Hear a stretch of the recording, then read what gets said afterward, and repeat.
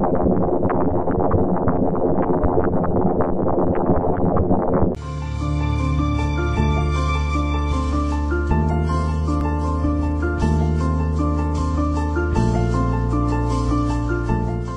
Harris created quite a stir with his first book, End of Faith, which argued that religious faith is the most dangerous element in modern life. His follow-up, Letter to a Christian Nation, is his response to the letters he received from Christians pointing out exactly how wrong they believe he is.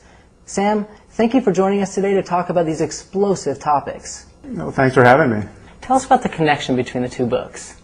Well, in The End of Faith, my first book, I argued that there really is a very deep link between religion and violence. I argued that our world has been shattered quite unnecessarily by competing religious orthodoxies, incompatible religious certainties that have divided our world into separate moral communities. So we have Christians against Muslims, against Jews, and basically what I argue is that there really is no end game here, that this is a terrible situation that we have to fundamentally transcend. And because I published this book in a country, our own, where 83% of the people believe that Jesus literally rose from the dead, most of the criticism I received was from Christians. And this came in torrents by email mostly, and I began to respond to this criticism and kind of went to school on this correspondence and realized I could write just a very short book, but a very long letter to committed Christians in our society, and so that became my second book. You blame many of the world's problems on organized religion. Tell us why that is. 45% of us think Jesus is going to come back and save the day sometime in the next 50 years.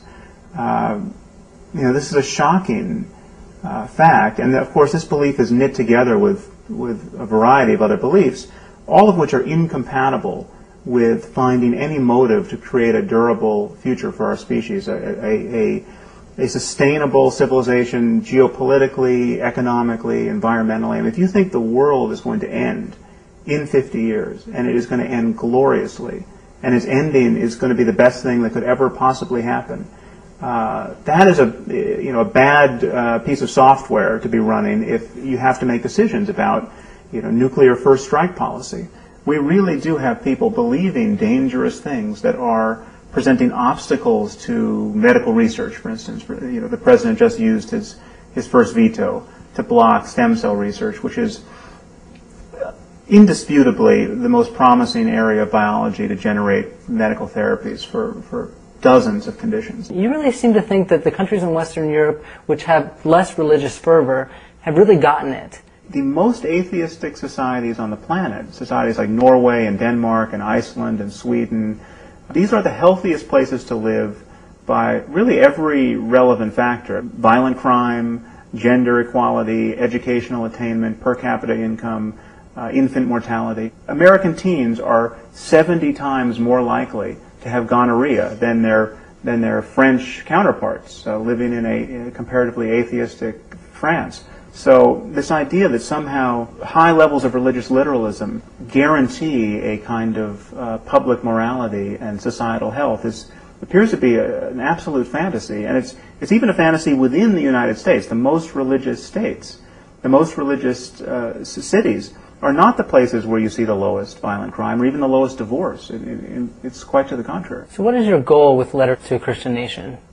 It's really to start a conversation. It is to throw off this taboo that keeps us from honestly challenging people's religious certainties. Well, Sam, thank you so much for discussing your controversial and informative book today. We really appreciate it. Thank you very much.